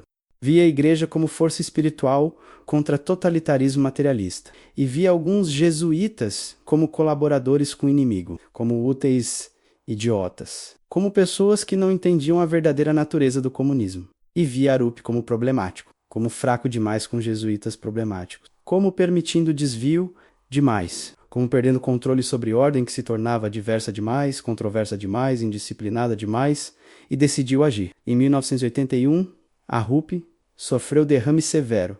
Estava debilitado, não podia continuar. Queria renunciar e permitir a eleição de sucessor conforme constituições da companhia, mas João Paulo II interviu. Disse não. Não permitiu a eleição. Nomeou delegado papal pessoal para governar companhia temporariamente. Paolo Deza, jesuíta italiano velho, conservador, leal ao Papa, era humilhação. Era demonstração brutal de poder. Era Papa branco esmagando o Papa negro. Era lembrete de quem realmente mandava. E era aviso aos jesuítas. Aviso de que liberdade tinha limites. Que experimentação tinha limites. Que obediência ao Papa não era slogan vazio, mas realidade que seria imposta se necessário. Durou 2 anos. 2 anos de intervenção papal direta, 2 anos de companhia governada por delegado papal, não eleito por jesuítas, 2 anos de tensão, ressentimento, mas também conformidade forçada. E, finalmente, em 1983, João Paulo II permitiu a eleição, mas deixou claro que queria alguém moderado, alguém que restauraria a disciplina, alguém que limitaria a experimentação perigosa. Peter Hans Covenbach foi eleito, holandês, linguista, especialista em Oriente Médio, moderado, conciliador, intelectual e aceitável para João Paulo II, governou até 2008, 25 anos. Longo mandato, estável, navegou águas tensas entre jesuítas progressistas que queriam continuar, Arup e jesuítas tradicionalistas que queriam retorno à espiritualidade pura, entre Vaticano que exigia ortodoxia e realidades de campo que exigiam adaptação. Não era carismático como Arup, não inspirava da mesma forma, mas tinha qualidades diferentes. Tinha paciência, tinha diplomacia, tinha capacidade de ouvir lados diferentes. E manteve companhia unida, manteve relativamente fora de controvérsias grandes, manteve relevante, mas não provocativa demais. Era administração sólida, se não inspiradora. E a companhia continuou seu trabalho, universidades, colégios, missões, retiros espirituais, publicações teológicas, pesquisa acadêmica. Observatórios astronômicos jesuítas continuavam pesquisa. Jesuítas ganhavam prêmios científicos. Jesuítas escreviam livros influentes. Jesuítas trabalhavam com refugiados, com prisioneiros, com viciados em drogas, com pobres urbanos, com indígenas. Era trabalho diverso, era trabalho global, e o Papa Negro coordenava de Roma com assistentes, com provinciais, com superiores locais. Era máquina complexa, menos misteriosa que antes, mais burocrática, mas ainda eficaz. E então, em 2013, algo sem precedentes aconteceu. Algo que ninguém tinha previsto, algo que rompia 500 anos de tradição não escrita. Um jesuíta foi eleito Papa, Papa verdadeiro. Papa branco. Jorge Mário Bergoglio, argentino, jesuíta ex-provincial dos jesuítas na Argentina durante anos difíceis da ditadura militar, ex-professor de teologia, ex-arcebispo de Buenos Aires, ex-cardeal e agora papal, escolheu nome Francisco. Não Francisco Xavier, o grande missionário jesuíta. Apenas Francisco, Francisco de Assis, o santo dos pobres, o santo da simplicidade, o santo da natureza. Era declaração de intenções, era sinal de que tipo de papado seria e começou imediatamente. Recusou apartamentos papais luxuosos, morou em casa Santa Marta, residência simples, dirigiu Fiat velho, carregou própria maleta, ligava pessoalmente para pessoas comuns. Era diferente, era intencionalmente anti-imperial, e o mundo católico ficou chocado. Alguns deliciosamente surpresos, alguns horrorizados, porque Francisco era diferente. Falava diferente, agia diferente, não estava preso a protocolo, não estava interessado em grandeza, estava interessado em mensagem, em alcançar margens, em falar aos pobres, aos marginalizados, aos excluídos. E governava como jesuíta, com pragmatismo jesuíta, com flexibilidade jesuíta, com método jesuíta de encontrar Deus em todas as coisas. Falava sobre miséria, sobre refugiados, sobre mudança climática, sobre economia que mata, sobre sociedade de descarte. Usava a linguagem que a RUP teria aprovado, linguagem de justiça social, linguagem de opção preferencial pelos pobres, e causou controvérsia, imensa controvérsia. Católicos tradicionalistas o odiavam. Viam nele destruição de tradição sagrada, viam relativismo, viam comprometimento com doutrina, viam fraqueza, viam exatamente o que sempre tinham temido de jesuíta: imposição suprema, casuística, flexibilidade excessiva, política sobre princípio. Acusavam-no de heresia virtual, de ambiguidade intencional sobre questões morais, como divórcio e comunhão, de fraqueza sobre homossexualidade, de relativismo cultural, de marxismo mal disfarçado, de trair Cristo por aprovação do mundo. Grupos tradicionalistas, como a Fraternidade Sacerdotal São Pio X, criticaram abertamente. Bispos conservadores sussurravam, cardeais conservadores resistiam, e Francisco prosseguia. como jesuítas, sob fogo, sempre prosseguiam.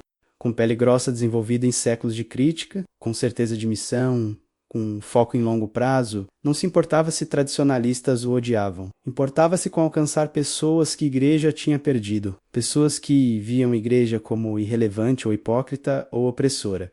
Queria mostrar face diferente, face mais humana, face mais misericordiosa. Era a estratégia jesuíta clássica, adaptação cultural, encontrar linguagem que ressoa, encontrar formas que conectam, não comprometer verdade essencial, diria ele, mas apresentá-la de formas que século XXI pode ouvir. Porque apresentar verdade em linguagem do século XVI para a pessoa do século XXI garante que não será ouvida. E verdade não ouvida é verdade falhada. Mas aqui está o paradoxo fascinante. Com o Papa Francisco, o Papa Negro e Papa Branco colapsaram em uma pessoa. Não literalmente. Havia ainda a superior geral da companhia, Adolfo Nicolás, quando Francisco foi eleito, depois Arturo Sós a partir de 2016. Eles ainda eram formalmente os papas negros, mas quem tinha mais poder?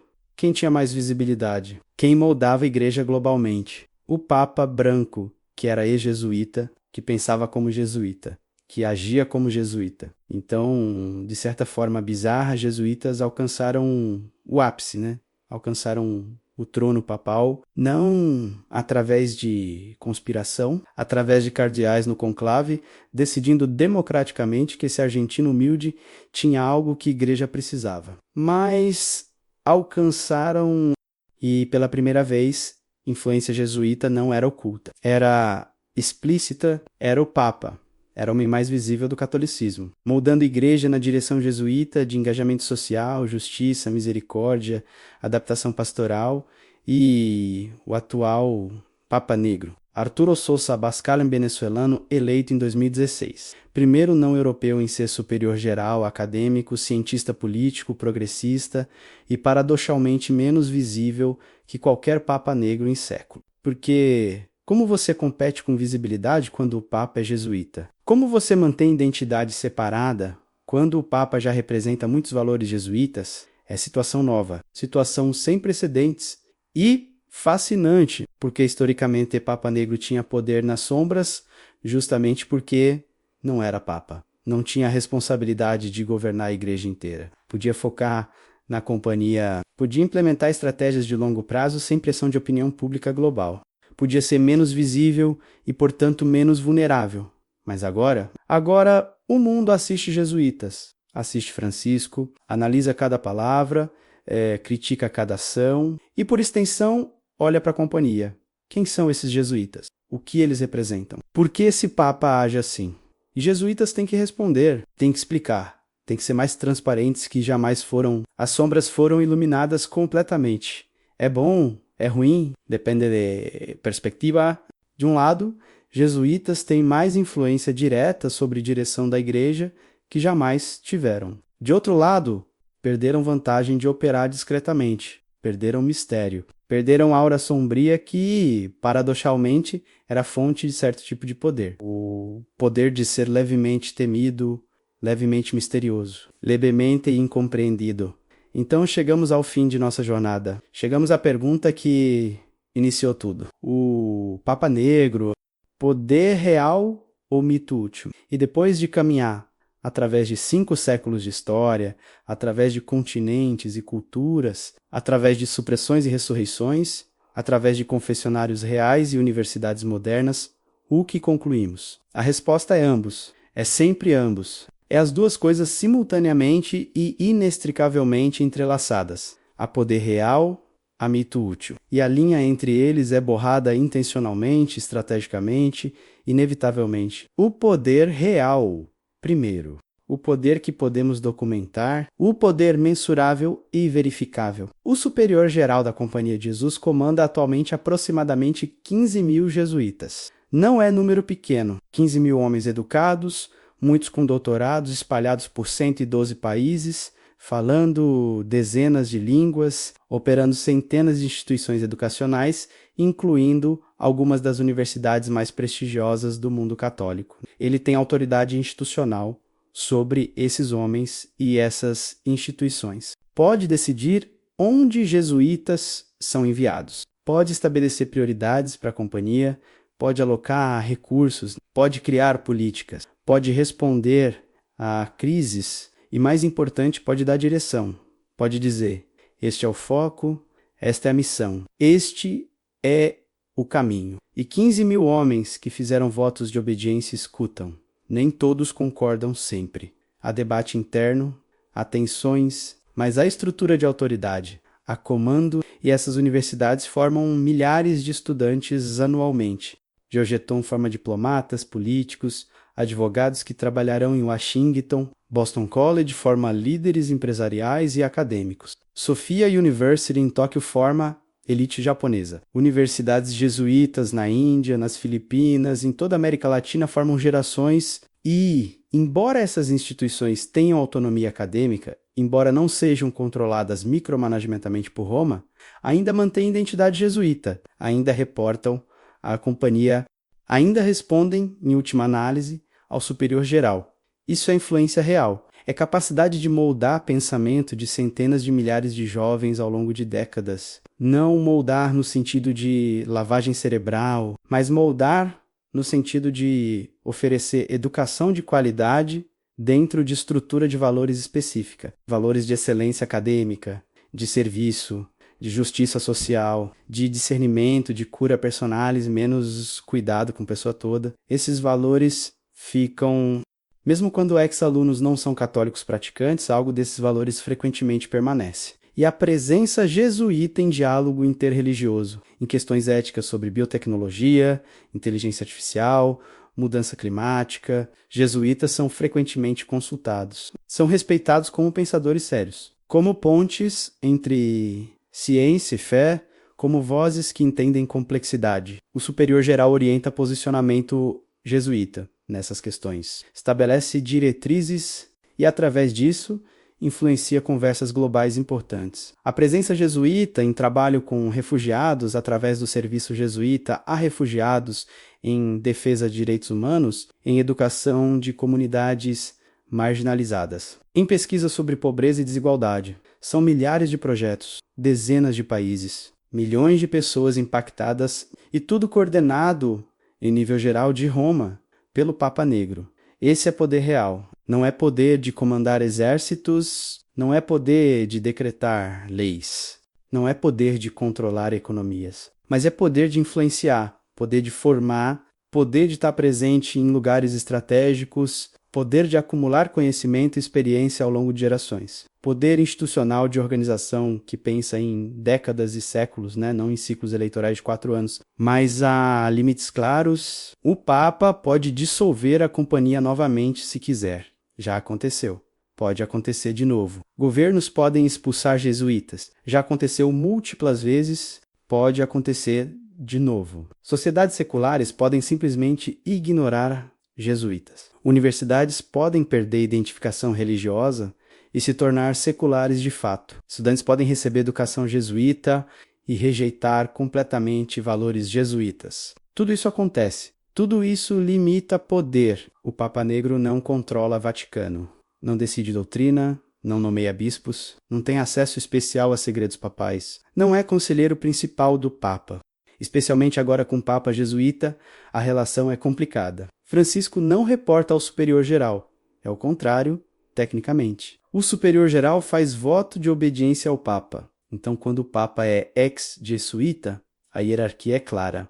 O Papa manda. E o Papa Negro não tem riqueza pessoal ou institucional comparável a corporações ou governos. A companhia tem propriedades, tem investimentos para sustentar obras. Mas não é rica como mitos sugerem. Não tem cofres de ouro, não tem contas bancárias secretas com bilhões. Tem recursos modestos comparados ao alcance global de operações. Sempre opera com orçamento apertado. Sempre depende de doações. Sempre precisa pedir. Isso não é posição de imenso poder econômico. Então, o poder real existe, mas é limitado. É real, mas não onipotente. É influência mais que controle. É presença mais que domínio. É soft power, como dizem analistas de relações internacionais. Não hard power de tanques e bombas e sanções econômicas, mas soft power de ideias e educação e valores e redes de ex-alunos e reputação construída ao longo de séculos. E agora o mito. O mito do Papa Negro como mestre secreto, como manipulador oculto, como homem nas sombras controlando eventos globais. Como comandante de conspiração secular, esse mito existe. Existe fortemente, você o encontra em teorias conspiratórias online, em livros sensacionalistas, em fóruns de internet, em documentários de pseudo-história, porque o mito persiste, por várias razões. Primeira, a base histórica. Os jesuítas realmente tiveram imenso poder nos séculos XVI e XVII, realmente eram confessores de reis, realmente operavam globalmente de forma coordenada, realmente causavam medo em inimigos. Então, o mito tem raízes em realidade passada. E memória histórica persiste mais que realidade atual. Segunda, jesuítas mantêm certa discrição. Não fazem autopromocal massiva. Não publicam relatórios anuais detalhados para público geral. Não tem canal no YouTube com milhões de seguidores. Operam discretamente. E discrição, em era de transparência forçada, parece suspeita. Parece que estão escondendo algo. E mentes conspiratórias preenchem lacunas de informação com fantasias. Terceira, há interesse em manter mito. Interesse de quem? De anticatólicos que querem pintar a igreja como conspiração sinistra. De teóricos conspiratórios que precisam de vilões sofisticados para suas narrativas. De autores que vendem livros sobre sociedades secretas. O Papa Negro é personagem perfeito. É real suficientemente para ter credibilidade. É misterioso suficientemente para permitir elaboração. É poderoso suficientemente para ser ameaçador. É combinação perfeita e talvez, apenas talvez, há interesse leve dos próprios jesuítas em não desmantelar completamente o mito. Não em alimentá-lo ativamente, mas em não negue-lo tão veementemente que remova toda a aura. Porque mito tem utilidade. Mito faz pessoas levarem jesuítas a sério. Mito faz inimigos pensarem duas vezes. Mito mantém certo respeito misturado com cautela.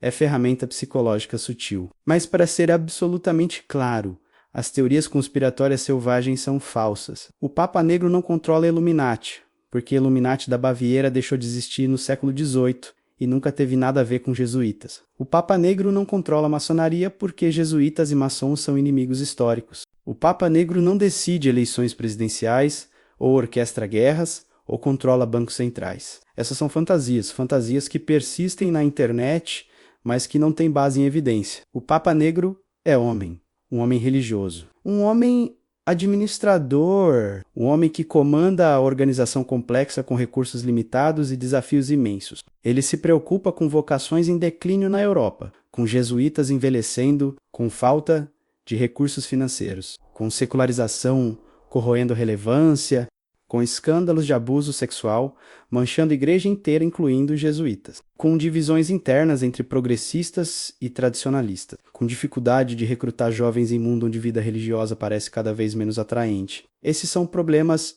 reais, problemas mundanos, problemas administrativos e espirituais. Não são problemas de mestre manipulador controlando eventos globais. São problemas de líder organizacional tentando manter a instituição antiga relevante em mundo moderno, que não respeita automaticamente tradição.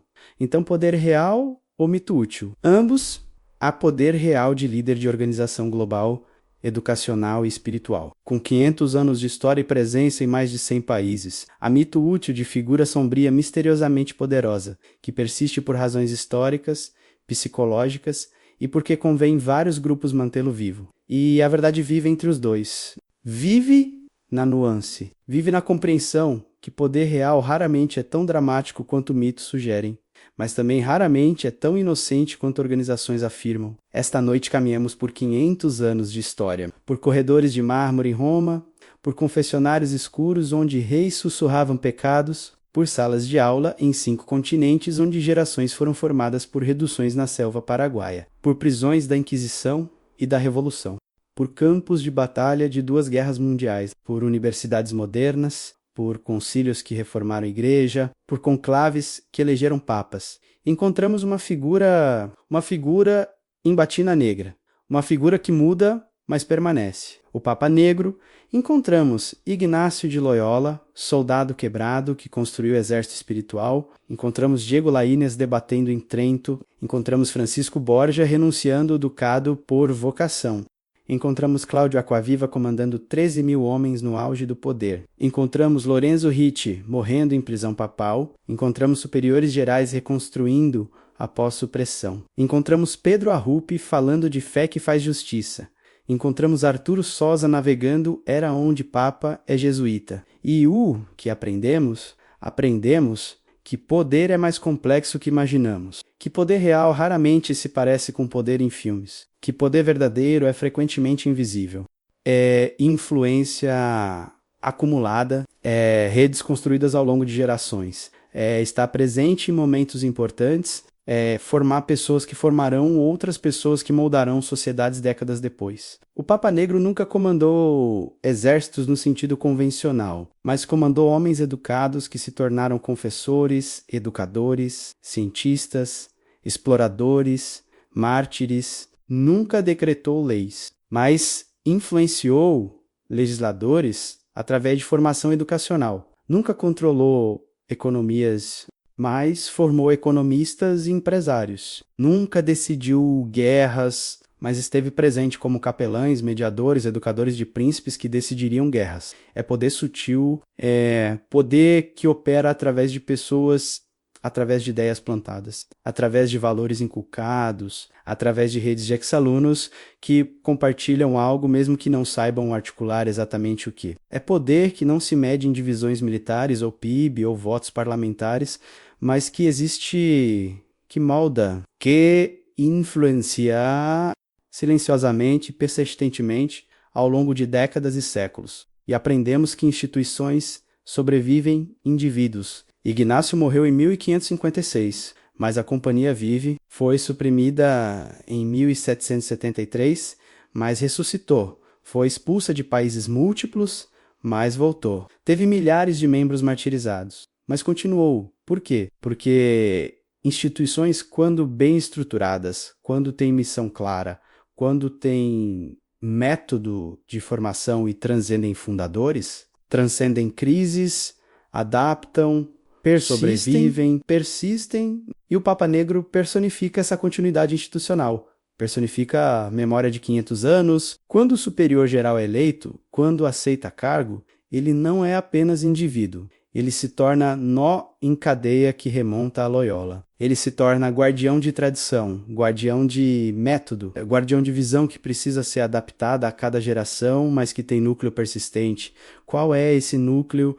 É encontrar Deus em todas as coisas. É a maior glória de Deus, é formar pessoas inteiras, é excelência, é serviço, é disponibilidade para ser enviado para qualquer lugar, é obediência que paradoxalmente liberta, é disciplina que permite criatividade, é ser contemplativo em ação, é ser homem para os outros. Esses são slogans jesuítas, mas slogans que contêm algo real, algo que moldou milhares de vidas. E aprendemos que medo gera poder. O medo que protestantes tinham de jesuítas deu aos jesuítas poder psicológico. O medo que jansenistas tinham de influência jesuíta fez jesuítas parecerem mais poderosos. O medo que reis absolutistas tinham de lealdade jesuíta, a Roma fez jesuítas parecerem perigosos. E paradoxalmente, esse medo aumentava a influência real, porque medo faz pessoas agirem contra, mas ao agir contra, reconhecem poder, reconhecem ameaça. E reconhecimento, mesmo hostil, é forma de validação. Os jesuítas aprenderam a navegar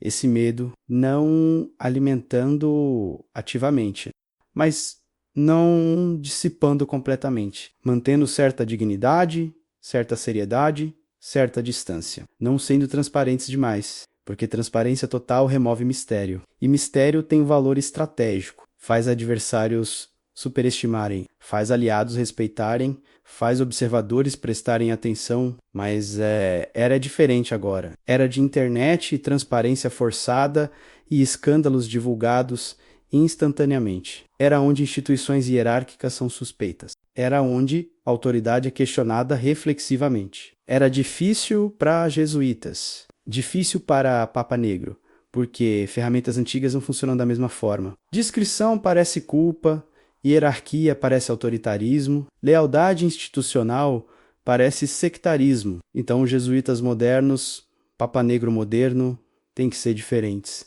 Têm que ser mais abertos, mais explicativos, mais justificadores, tem que mostrar contas, tem que responder críticas, tem que admitir falhas. Não podem apenas dizer, confie em nós como podiam no século XVI. Ninguém confia apenas por autoridade tradicional agora. Confiança tem que ser ganhada, continuamente. E pode ser perdida instantaneamente com um escândalo. E houve escândalos, casos de abuso sexual envolvendo jesuítas. Não só jesuítas, igreja inteira, mas jesuítas também. Quebra horrível, né, de confiança. Traição de missão educacional, hipocrisia brutal de homens que professavam santidade abusando vulneráveis. E mancha tudo. Mancha a reputação de séculos. Mancha legado de mártires e santos verdadeiros. Mancha cada jesuíta honesto e dedicado. É tragédia, é pecado institucional e tem que ser confrontado, não escondido. Arturo Souza, Papa Negro atual, tem que lidar com isso. Tem que implementar políticas de proteção, tem que cooperar com autoridades, tem que remover abusadores, tem que pedir perdão, tem que reconstruir confiança. Não pode simplesmente comandar do alto. Tem que servir, tem que liderar através de exemplo, de humildade e responsabilidade. É diferente de Aquaviva comandando com autoridade inquestionável. É diferente de Hate defendendo companhia contra reis. É liderança moderna de organização ferida tentando se curar. É menos dramático que mitos. É mais humano. É mais real. E talvez essa seja a lição final desta noite. Que verdade é mais interessante que mitos quando entendemos nuance? Mitos nos dão vilões simples ou heróis simples. Verdade nos dá humanos complexos. Instituições complexas. Histórias complexas de poder ganho e perdido. De idealismo e comprometimento, de santidade e pecado, de sucesso e fracasso, tudo misturado. O Papa Negro não é nem santo perfeito, nem conspirador diabólico. É homem em posição difícil, liderando organização complexa com legado, glorioso e problemático imundo, que não respeita automaticamente nem tradição, nem hierarquia. É homem tentando manter relevância de missão de 500 anos em contexto de século XXI, radicalmente diferente. E há algo admirável nisso, algo que vale reconhecer, independente de você ser católico ou não, independente de você gostar de jesuítas ou não. Há algo admirável em instituição que sobreviveu meio milênio, que sobreviveu supressões e perseguições e mudanças culturais sísmicas, que ainda forma jovens, que ainda faz pesquisa, que ainda trabalha com pobres, que ainda busca sentido, que ainda faz perguntas difíceis sobre fé e razão e justiça. Não significa que fez tudo certo. Não significa que não cometeu erros graves. Não significa que merece admiração acrítica. Mas significa que há algo ali, algo resiliente, algo que entende longo prazo. Algo que pensa em gerações e em mundo de ciclos de notícia de 24 horas e gratificação instantânea e esquecimento rápido.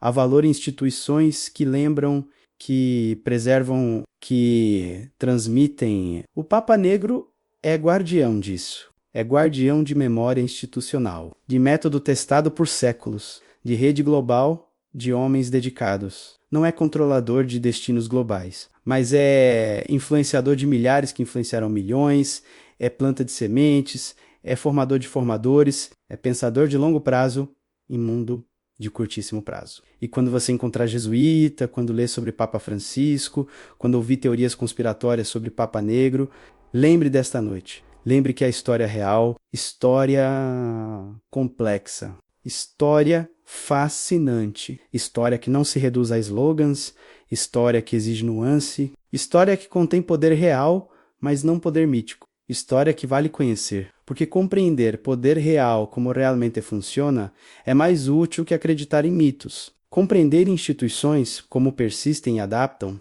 é mais interessante que teorias conspiratórias. Compreender humanos, com suas contradições e complexidades, é mais verdadeiro que caricaturas de santos ou demônios. Se essa jornada despertou algo em você, deixe seu like, inscreva-se e comente que outros mistérios você quer que eu investigue. A verdade está escondida, mas pode ser encontrada. Não nas sombras de conspiração imaginária, mas nas nuances de história real. nas complexidades de instituições humanas, nas ambiguidades de poder que é simultaneamente real e limitado, influente e restrito, duradouro e frágil. E agora, enquanto a noite se aprofunda, enquanto você se prepara para dormir, deixe essas reflexões assentarem. Deixe imagens passarem. Ignácio recuperando de perna quebrada. Jesuítas ensinando em sala de aula em Salamanca, em Manila, em São Paulo, em Montreal, Papa Negro em escritório modesto revisando relatórios de provinciais. Francisco, ex-jesuíta, agora Papa, tentando reformar a igreja com métodos jesuítas. Arturo Sosa, navegando complexidades de século XXI. Todos humanos. Todos falíveis. Todos parte de algo maior que eles mesmos. Todos carregando legado, todos tentando adaptar missão antiga a contextos novos. Todos sabendo que instituições sobrevivem em indivíduos, mas dependem de indivíduos para continuar. É paradoxo, é tensão criativa, é história humana. Durma sabendo que o mundo é mais complexo e mais interessante que teorias simples sugerem. Durma sabendo que há poder real em lugares inesperados. Não poder absoluto, mas poder de influenciar, de formar, de persistir, de adaptar. Durma sabendo que 5 séculos de história não cabem em rótulos simples de vilão ou herói. Durma sabendo que procuramos, investigamos, questionamos, encontramos nuance, que é mais valiosa que certeza falsa. Boa noite. E que suas noites futuras sejam preenchidas com curiosidade sobre verdade complexa, não com medo de conspirações imaginárias. Porque verdade, por mais complicada que seja, liberta. E liberdade para pensar com nuance, para ver complexidade, para apreciar a história em sua plenitude, é liberdade que vale cultivar. Até a próxima jornada nas sombras da história real.